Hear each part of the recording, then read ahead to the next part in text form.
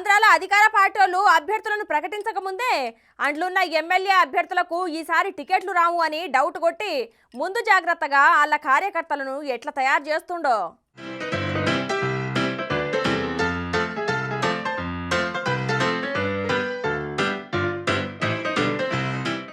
ఆంధ్రాల ఎలక్షన్లు దగ్గర పడే కొద్దీ రాజకీయాలల్లో ఊహించని ట్విస్టులు ఎదురైతున్నాయుల్లా. ఇక ముఖ్యంగా వైసీపీలో ఏమైతుందో ఎవరికి సమజైతలేదు. మొత్తం గందరగోళంగా ఉన్నది వాళ్ళ పరిస్థితి.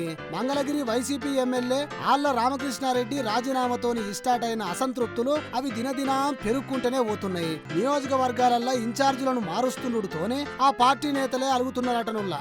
ఇప్పటికే కొంతమంది లీడర్లు వైసీపీకి వీడ్కోలు చెప్పిన ముచ్చట మనం చూస్తూనే ఉన్నాం. ఇక రాబోయే దినాలలో కూడా టికెట్ దక్కనోళ్ళు అందరూ పార్టీకి గుడ్ బై చెప్పే లెక్కనే కొడుతున్నారని టాక్ కూడా గట్టిగానే నడుస్తున్నది. ఇక ఇప్పుడు మాజీ మంత్రి ఎమ్మెల్యే పార్థసారథి సారు కూడా జగనాలు సారు మీద గట్టి బాంబే చేసిండుల్లా. ఒక పారి వీడియో చూడుర్రి.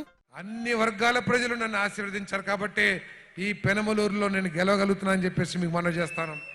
నేను నామినేషన్ వేసిన రోజు, నేను నామినేషన్ వేసిన ప్రతిసారి ప్రచారం మొదలవుతుంది, సారథి ఓడిపోయాడు పెనమలూరు తెలుగుదేశం అని. కానీ అన్ని వర్గాల సహకారంతో ప్రతి ఎన్నికలో కూడా గెలుస్తున్నాను. అది నా జీవితంలో ఎన్నడూ కూడా మర్చిపోను.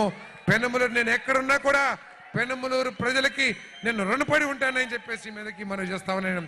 దురదృష్టవశాత్తు మన ప్రియతమ నాయకుడు జగన్మోహన్ రెడ్డి గారు నన్ను గుర్తించకపోయినప్పటికీ కూడా ఈ నియోజకవర్గ ప్రజలు నన్ను గుండెల్లో పెట్టుకొని ఎటువంటి అవమానాలు ఎదురైనా కూడా నన్ను కాపాడుతూ వస్తున్నారని చెప్పేసి, నా వెనకాల అండగా ఉంటున్నారని చెప్పేసి, వాళ్ళకి ఎప్పటికైనా సరే ఎమ్మెల్యేగా కాదు సేవకుడిగా ఉంటానని చెప్పేసి మనవి చేస్తూ ఈ కార్యక్రమాన్ని ఏర్పాటు చేసిన, ఈ కార్యక్రమాన్ని విజయవంతం చేస్తానికి కృషి చేసిన ప్రతి కార్యకర్తకి కూడా చేతులెత్తి నమస్కరిస్తూ సెలవు తీసుకుంటున్నాను.